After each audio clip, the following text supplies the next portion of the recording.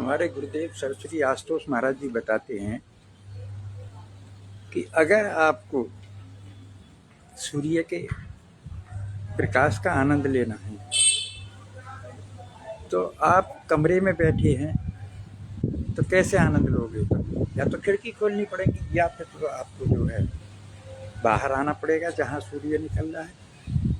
तो जो अच्छे लोग होते हैं वो सुबह ही उठ के जो है प्रातःकाल उठकर रघुनाथा माता पिता गुरु नावई माता, तो सुबह सुबह सूरज के उगने का इंतजार करते हैं और माता पिता गुरुओं को प्रणाम करते हैं। तो ये हमारी भारतीय संस्कृति है, इसीलिए सर्वश्रेष्ठ संस्कृति है, क्योंकि भारतीय संस्कृति में संस्कार झलकते हैं, विश्व को दिशा दिखाई है, विश्व को ज्ञान दिया है।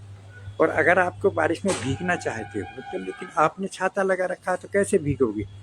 तो ऐसे ही हवा का आनंद लेना है तो आपको कमरे से बाहर निकल के शीतल मंद सुगंध जो हवा चलती है उसका आनंद लेना पड़ेगा। इसी तरह भक्ति है हमारे जीवन में, जैसे सूरज के निकलने से अंधेरा भग जाता है, उसी तरह जब हमें ईश्वर का ज्ञान हो जाएगा, ईश्वर का दर्शन हो जाएगा, जो दिव्य दृष्टि से हमें ईश्वर का दर्शन होता है, तो जब हमारे जीवन में भक्ति चालू होगी और जब भक्ति प्रारंभ होगी तो भक्ति जो है फिर सुख और शांति और आनंद की प्राप्ति करेगी। लेकिन आज हो क्या रहा है, हम अंधी भक्ति कर रहे हैं बिना ईश्वर के देखे। लेकिन जब तक आप ईश्वर को नहीं देखोगे तो भक्ति कैसे प्रारंभ होगी? भक्ति का मतलब है जुड़ जाना, यानी परमात्मा से जुड़ जाना। परमात्मा का दर्शन किया नहीं तो भक्ति कहाँ आरंभ होगी? तो ईश्वर दर्शन के लिए पूर्ण गुरु चाहिए। जगत गुरु श्री कृष्ण भगवान जब अर्जुन को युद्ध के मैदान में उपदेश दे रहे थे तो उन्होंने कहा था कि अर्जुन, तू मुझे इन बाहर के नेत्रों से नहीं जान पाएगा। ये जो चरम चक्षु हैं ये संसार को देख सकते हैं लेकिन करतार को नहीं देख सकते। अगर आपको करतार को देखना है तो पूर्ण गुरु की शरण जाना पड़ेगा। जैसे श्री कृष्ण भगवान अर्जुन को तक श्री कृष्ण भगवान कृष्ण बनते जगत गुरु, वे जगत गुरु कहलाए। युद्ध के मैदान में मतलब अर्जुन को ज्ञान का उपदेश दिया। इसी तरह आज आशुतोष महाराज जी वो दिव्य दृष्टि प्रदान करा के ईश्वर का साक्षात्कार करा रहे हैं, ब्रह्म ज्ञान प्रदाता है, विश्व शांति के प्रदाता है। दिव्य ज्योति जागृति संस्थान के संस्थापक और संचालक हैं सब श्री आशुतोष महाराज जी। मेरे उन्हीं का शिष्य हूँ और उन्हीं की कृपा से मैं आपके सामने ये सब जो कुछ भी मैं कह रहा हूँ बोल रहा हूँ सब उन्हीं की कृपा से है। हम तो यंत्र हैं, एक इंस्ट्रूमेंट है। जब कृष्ण के हाथ में बांसुरी गई तो वो इतनी मधुर बची कि उसने सबको अपनी तरफ खींचा, आकर्षण। यानी तो इसी तरह जब हम भगवान के हाथ में अपने को सौंप देते, यानी जब मैं था जब हरि नहीं, अब हरि है मैं नहीं, और सब अंधेरा मिट गया जब दीपक देखा मान। तो Ram is not the subject of argument, human body is the living of temple God. आज आप देख रहे हो, आज विश्व के किसी भी कोने में चले जाओ सब जगह अशांति है। आदमी के पास भौतिक साधन होते हुए भी वो भीतर से मतलब खुशी नहीं है। खुशी दिख रहा है लेकिन अगर उससे वास्तविकता में बात करोगे तो वो कहता है कि मुझे खुश नहीं है। लता मंगेशकर गई बेचारी, उनके पास किसी चीज़ की कमी नहीं थी, सुर कोकिला थी, सुर कोकिला दुनिया कहती थी कि, लेकिन उससे जब पूछा गया कि अब आप आगे, तो बोली मैं कभी कवियत्री नहीं बनूंगी, कभी मैं गायक नहीं बनूंगी। यानी उनके अंदर भीतर से खालीपन रहा। तो इसी तरह सिकंदर था, सिकंदर जब गए ना तो सिकंदर ने सब कुछ बताया कि जब सिकंदर आए तो हौसले बड़े आली थे और गए सिकंदर तो दोनों हाथ खाली थे। मेरे हाथ जनाजे से बाहर निकाल देना और दुनिया मुझे देखे कि आज सिकंदर कुछ नहीं लेकर जा रहा। और सिकंदर की 3 इच्छाएं थी जब अंतिम समय में, कि सबसे पहली बात तो मेरे जनाजे को वे लोग उठाएं जो वैद हैं, यानी मेरे को बताना दुनिया को मतलब मेरे प्राणों को ये वैद नहीं बचा पाए। दूसरी चीज़, मैंने जो धन संपदा कमाई है ना, इसको पैरों में जहाँ कर मेरा जनाजा निकले वहाँ बिखेर देना, ताकि दुनिया को ये लगे कि जो कुछ कमाया था ना तो आज वो सब यहीं छोड़ के गया है चकंदर। और तीसरी चीज ये थी कि मेरे हाथ जनाजे से बाहर निकाल देना, यानी दुनिया ये देखे सिकंदर कुछ नहीं लेके गया। इसी तरह रावण की हालत थी। रावण भी ये कहता था कि मैं आसमान में सीढ़ी लगा दूंगा, लेकिन कल पे छोड़ता गया। कहता था कि बाप से पहले बेटा ना मरे, लेकिन वो भी नहीं कर पाया। तीसरी चीज, आप समुद्र के पानी को पी नहीं सकते, लेकिन खारे पानी, क्योंकि खारा होता था, इसीलिए उसने कहा कि मैं समुद्र के पानी को पीने योग्य कर दूंगा, लेकिन उसको भी कल पर छोड़ता गया। तो उसने कहा आज कहे मैं काल करूं, और काल कहे फिर काल, और आज काल के करत ही अवसर जासी चाल। तो ये समय जो है ना, ये धीरे धीरे रोज बीत रहा है। और आपको बताएं, समय के लिए कहा भी गया है कि past is history and future is mystery and present एक अवसर है, एक मौका है। जो कुछ कर सकते हो तुम आज कर सकते हो, और आज को सही दिशा में जाने से आप सब कुछ बदल सकते हो। मतलब हारी हुई बाजी को आप जीत में बदल सकते हो। तो हम लोगों को सही दिशा में जाना पड़ेगा, यानी जिस दिशा में महापुरुष गए, और इसके लिए हमें पूर्ण गुरु की शरण चाहिए। और पूर्ण गुरु वो होते हैं कि जो दिव्य दृष्टि प्रदान करते हैं, हमको ईश्वर का दर्शन कराते हैं, ईश्वर का साक्षात्कार कराते हैं। पूर्ण गुरु वही है, वेश देख मत भूलियो, पूछ लीजियो ज्ञान, और मोल करो तलवार का पड़ा रहने दो ज्ञान।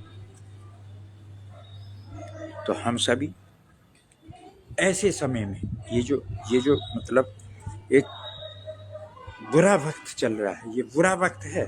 आप देख रहे हो कहीं एक्सीडेंट हो रहा है, कहीं आग लग रही है, कहीं आंधी आ रही है, कहीं पहाड़ फट रहे हैं, कहीं युद्ध चल रहे हैं। तो केवल शांति और सुख की प्राप्ति आपको अगर करनी है तो ईश्वर की भक्ति करना आवश्यक है। और ईश्वर की भक्ति के लिए पूर्ण गुरु चाहिए। जिसके जीवन में गुरु नहीं, उसका जीवन शुरू नहीं। क्योंकि कौन कहता है दीदार नहीं होता, अरे आदमी खुद ही तलबगार नहीं होता, और बनकर दिल को पहला भक्त न्यू ही नरसिंह का अवतार नहीं होता। तो ये जो भक्त के लिए भगवान को यहाँ आना पड़ता है। और फिर भगवान ने भी ये बताया गया है कि मैं भगतन का दास, भगत मेरे मुकुट मणि, कि जो भक्त मुझे भजते हैं मैं उनका सेवक बन जाता हूँ, उनकी सेव। देखिए राजा बलि के यहाँ चौकीदारी करी, ये भगवान का प्रमाण है। द्रौपदी का चीरहरण हो रहा था, तो द्रौपदी के चीर को जो है मतलब बढ़ाते चले गए भगवान, तो क्योंकि वो भक्त थी। मीरा को विष दिया गया, मीरा के साथ में इतने संकट आए, लेकिन भगवान ने, क्योंकि मीरा ईश्वर की दीवानी थी, मीरा जब दीवानी हो गई तो भगवान ने उसकी रक्षा करी। तो इसी तरह मतलब जितने भी भक्त हुए हैं आज तक, उन भक्तों की आके भगवान ने खुद स्वयं रक्षा करी है। और भारत देश को जो जाना जाता है भा माने प्रकाश, रथ माने लीन, तो हम सब ऋषियों की संतान हैं, मुनियों की संतान हैं, गुरुओं की संतान हैं। और ऋषि मुनि गुरु ने हमको ये पाठ पढ़ाया है, ज्ञान दिया है। तो आप सभी लोग उठो, जागो, और जब तक लक्ष्य न मिल जाए तब तक रुकना नहीं है। जैसे नदी का लक्ष्य सागर होता है, जब तक वो रुकती नहीं है। इसी तरह हमारे महाराज जी ने कहा था कि स्वामी जी थे, उनसे पूछ रहे थे, 11:30 बजे उनकी लाइट जली हुई थी, 11:30 बजे बुझाई और 1 बजे फिर जल गई। तो सवेरे को जब महाराज जी संगत के बीच में बैठे थे तो महाराज जी से पूछा कि महाराज जी आपको क्या नींद नहीं आती? महाराज जी ने कहा कि जिसके सामने लक्ष्य होता है उसको नींद कैसी। तो ऐसे ही आपने देखा होगा, जिस बच्चे को IAS बनना होता है, जिस बच्चे को मतलब अपना इंजीनियर बनना होता है, जिस बच्चे को डॉक्टर बनना होता है, तो आपने देखा होगा वो बच्चा सो नहीं पाता। मतलब उसके अंदर एक जनूनियत होती है, उसके अंदर लक्ष्य को हासिल करने की हौसला होता है। तो जब तक हमको हौसला नहीं होगा, तो जब तक हम उस चीज़ को कैसे प्राप्त करेंगे। तो इसीलिए आज मेरे को भी महाराज जी सोने नहीं देते, मैं हर समय मस्त रहता हूँ और मैं सब आपको जगाता रहता हूँ, क्योंकि हम लोग जैसे एक बुझा हुआ दीपक है वो दूसरे दीपक को नहीं जला सकता, लेकिन एक जला हुआ दीपक जो है हजारों दीपकों को जला सकता है। इसी तरह हम भी ये चाहते हैं कि हम जागे हुए हैं, हम आपको जगाना चाहते हैं, लेकिन आपको जागने के लिए आपको महापुरुषों की बातों को मानना पड़ेगा। यानी महापुरुष, क्योंकि वृक्ष कबहु न फल भके, नदी न संचय नीर, परमारथ के कारणे साधुन दरासरी। ये संत महापुरुष जो आते हैं ना, वो दूसरों के हित के लिए आते हैं, और वृक्ष कभी अपने फल को नहीं खाते। देखो, वो आपको फल भी देते हैं, वो छाया भी देते हैं, वो आपको आवश्यकता की मतलब वस्तुएं भी देते हैं, ऑक्सीजन देते हैं। नदी न संचय, नदी कभी अपने जल को नहीं पीती, वो परमारथ के दूसरों के हित के ही लिए। तो आपको इनसे सीख लेनी चाहिए। इसी तरह संत हैं, आज के संत जो पाखंडी हैं ना, जो लूट रहे हैं, हरई से सदन चौक न हरई, वे गुरु घोर नरक में परहीं। जो शिष्यों का धन तो हड़पते हैं, लेकिन शिष्यों का कल्याण नहीं करते। कल्याण कहाँ से करेंगे? क्योंकि जब आप आवरण पर विश्वास करोगे, आवरण नहीं होता, आचरण होता है सबसे बड़ी चीज। क्योंकि संत की पहचान ज्ञान है। तो ये जो बाहर से हम नूर देखते हैं, अरे अंगूर खाएंगे तो नूर भी बन जाएगा, तो इसलिए ये नहीं है। हीरा परखे जौहरी और शब्द को परखे साध, लेकिन जो कोई परखे साध को ताका मता आगा। तो हम लोगों को जैसे जौहरी के पास हीरे को अगर ले जाओगे तो वो परख करके बता देगा कि इसकी ये कीमत है। तो हीरे की परख जौहरी के पास होती है। शब्द को परखे साध, लेकिन जो कोई परखे साध को ताका मता, तो बिन सत्संग विवेक ना होई, राम कृपा बिन सुलभ न सुई।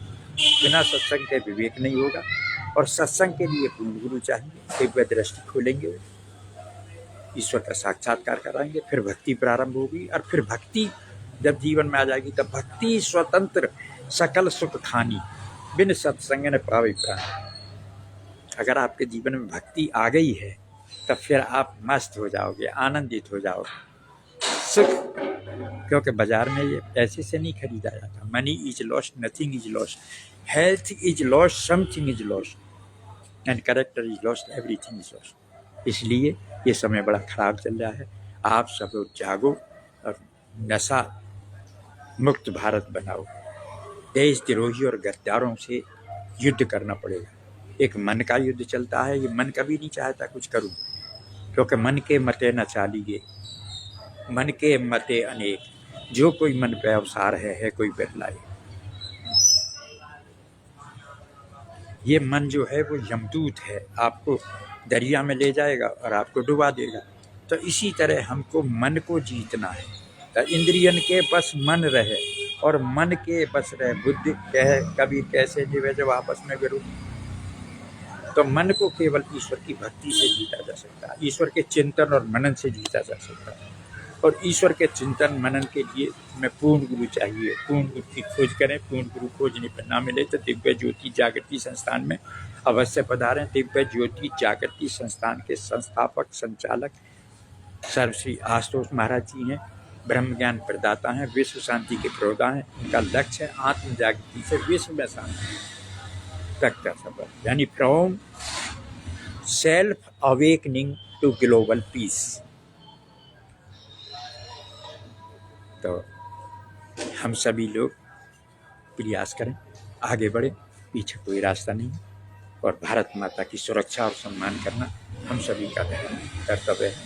आप सभी को मेरा बारंबार प्रणाम, बारंबार नमस्कार।